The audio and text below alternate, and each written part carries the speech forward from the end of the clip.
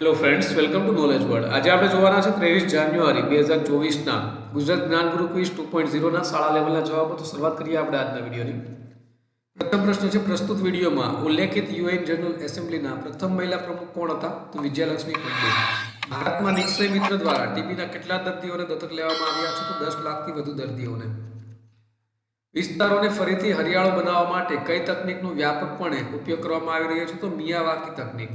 Governance અને management કૌશલ્યના સંદર્ભમાં કોને પ્રેરણા સ્ત્રોત તરીકે ગણવામાં આવે છે? તો છત્રપતિ શિવાજીને. તાજેતરમાં કયા શહેરમાં નીલવંડે ડેમની નહેરનું કામ પૂર્ણ થયું હતું? તો મહારાષ્ટ્રમાં. અન્યત્ર શબ્દનો અર્થ આપો. તો અન્યત્રનો અર્થ થાય છે ઓર જગહ અથવા તો દૂસરી જગહ. સ્વાતંત્ર્ય આંદોલનસ્ય વ્યવહારઃ આરંભ દિનેષુ પુત્ર પ્રાચલતઃ. તો આનો જવાબ આવશે સાબરમતી આશ્રમે. कांकर पाथर जोरी के मस्जिद लई चुनाए किस कवि की पंक्ति है? तो आज पंक्ति है ते कबीर की पंक्ति है. लिब्रे ऑफिस राइटर में फॉन्ट નું મહત્તમ કદ શું છે? તો તેનું મહત્તમ કદ છે 999.9. સૂર્ય નમસ્કારની ચોથી સ્થિતિને કયું આસન કહેવામાં આવે છે? તો તેને કહેવામાં આવે છે હસ્ત ઉત્તાન આસન.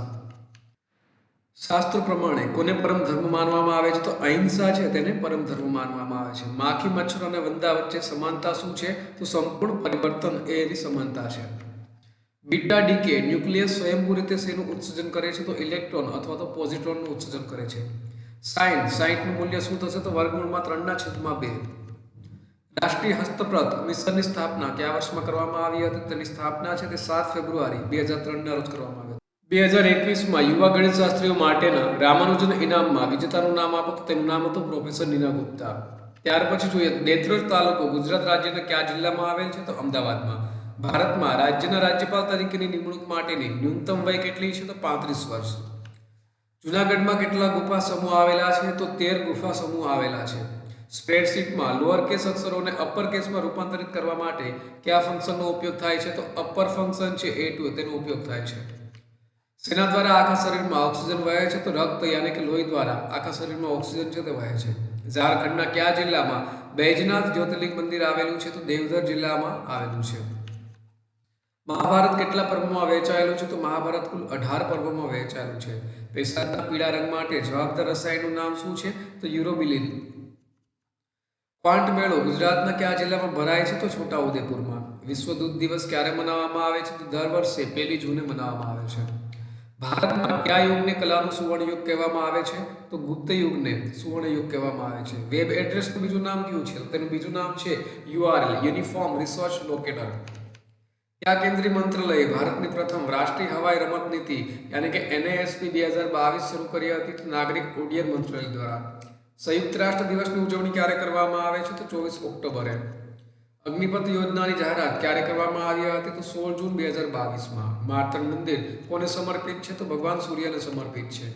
કઈ ધાતુનું લોખંડ પર આવરણ તેને ગેલ્વેનાઇઝ લોખંડની શીટ બનાવે છે? તો ઝિંકને. સાબરમતી રિવરફ્રન્ટ ક્યાં આવેલો છે? તો અમદાવાદમાં આવેલો છે. ગુજરાત વિધાનસભાના પ્રથમ અધ્યક્ષ કોણ હતા? તો કલ્યાણભાઈ વી મહેતા હતા. ભારતીય સેનાના પ્રથમ ભારતીય કમાન્ડર ઇન ચીફ કોણ હતા? તો KM કરિયપ્પા. મૂળભૂત ભરજો કયા બંધારણીય સુધારાથી ભારતના બંધારણમાં ઉમેરવામાં આવી છે? તો 42માં બંધારણીય સુધારાથી ઉમેરવામાં આવી છે અને વર્ષ 1976માં. કારગિલ વિજય દિવસ ક્યારે મનાવવામાં આવે છે? તો 26 જુલાઈએ. યુપીઆઈનું પૂરું નામ શું છે? તેનું પૂરું નામ છે યુનિફાઈડ પેમેન્ટ્સ ઇન્ટરફેસ. ભારતમાં કેન્દ્રીય બેન્કિંગ કાર્યો કોણ કરે છે? તો રિઝર્વ બેંક. ગુજરાતના કયા શહેરમાં સાબરમતી નદી પર અટલ પુલ આવેલો છે? તો અમદાવાદમાં. પ્રધાનમંત્રી ઉજ્જવલા યોજના ક્યારે શરૂ કરવામાં આવી હતી? તો 2016માં. લેમન ગ્રાસને કેવા પ્રકારના પાક તરીકે ઓળખવામાં આવે છે? ખરીફ પાક. મોરિંગા ઓલિફેરા સામાન્ય રીતે કયા નામે ઓળખાય છે? તો સરગવા. સ્વચ્છ ભારત મિશનની શરૂઆત ક્યારે કરવામાં આવી હતી? તો 2 ઓક્ટોબર 2014 ના રોજ તેની શરૂઆત કરવામાં આવી હતી. કઈ યોજનાનો ઉદ્દેશ ગામડાઓને સ્વનિર્ભર, સ્વચ્છ અને આરોગ્યપ્રદ બનાવવાનો છે? તો સ્વચ્છ ભારત મિશન. કસ્તુરબાને જેલમાં કોણે ભણતર પૂરું પાડ્યું હતું? તો પૂર્ણિમાબેન પકવાસા છે તેઓએ જેલમાં ભણતર પૂરું પાડ્યું હતું. મોઢેરા ગામ શા માટે જાણીતું છે? તો સૂર્ય મંદિર માટે જાણીતું છે. ચંદ્રશેખર આઝાદનો જન્મ કયા રાજ્યમાં થયો હતો? તો મધ્યપ્રદેશ રાજ્યમાં થયો હતો. G20 સમિટની સત્તાવાર ભાષા કઈ છે? તો ફ્રેન્ચ. ગિરાધોધ કયા જિલ્લામાં આવેલો છે? તો તે ડાંગમાં આવેલો છે. નાગાલેન્ડનું રાજ્ય પ્રાણી કયું છે? ગાયલ અથવા મિથુન. રામાયણ મુજબ કઈ કઈને કેટલા પુત્ર હતા? તો એક પુત્ર હતો. કેપ્ટન લક્ષ્મી સહેગલનું અવસાન ક્યારે થયું? તો 23 જુલાઈ 2012 ના રોજ. માનગઢ હત્યાકાંડ કઈ સાલમાં થયો હતો? તો 1913ની સાલમાં 17 નવેમ્બરના રોજ થયો હતો. કોણ ભક્તકાલીન કૃષ્ણ ભક્ત કવિયત્રી है? तो मीराबाई છે તે ભક્તકાલીન કૃષ્ણ ભક્ત કવિયત્રી है. બાલારામ અભયારણ્ય ગુજરાતના કયા જિલ્લામાં આવેલું છે? તો બનાસકાંઠામાં આવેલું છે. ભારતીય બંધારણનો કયો ભાગ રાજ્યપાલને અમુક કિસ્સાઓમાં સજા ઘટાડવાની સત્તા પ્રદાન કરે છે? તો કલમ અનુચ્છેદ 161. વોલીબોલ ટીમમાં કેટલા ખેલાડીઓ હોય છે? તો 6 ખેલાડીઓ હોય છે. ભારતમાં યુરેનિયમ ખાણ છે તે ક્યાં આવેલી છે? તો જદુગોડા ખાણ છે તે ભારતના ઝારખંડ રાજ્યના પૂર્વ સિંગભૂમ જિલ્લામાં આવેલી છે. ડિજિટલ ઇન્ડિયા મિશન ક્યારે શરૂ કરવામાં આવ્યું? તો વર્ષ 2015માં. એમબીબીએસનું પૂરું નામ શું છે? તો bachelor of medicine, bachelor of surgery. ઇસરોનું પૂરું નામ શું છે? તો ઇન્ડિયન સ્પેસ રિસર્ચ ઓર્ગેનાઇઝેશન. ગુજરાતની શ્રી સોમનાથ સંસ્કૃત યુનિવર્સિટીની સ્થાપના કઈ સાલમાં થઈ હતી? તો વર્ષ 2005માં. ભારતમાં સરકારી આરોગ્ય યોજનાઓના સંદર્ભમાં ટૂંકાક્ષર પીએમજેનો અર્થ શું છે? તો પ્રધાનમંત્રી જન આરોગ્ય યોજના.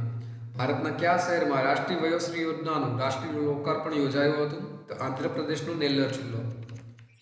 તુંગભદ્રા ડેમ કયા રાજ્યમાં આવેલું છે? તો કર્ણાટકમાં આવેલું છે. Centre for Ganga river basin management and સ્ટડીઝની શરૂઆત ક્યાંથી કરવામાં આવી? તો કાનપુરથી કરવામાં આવી.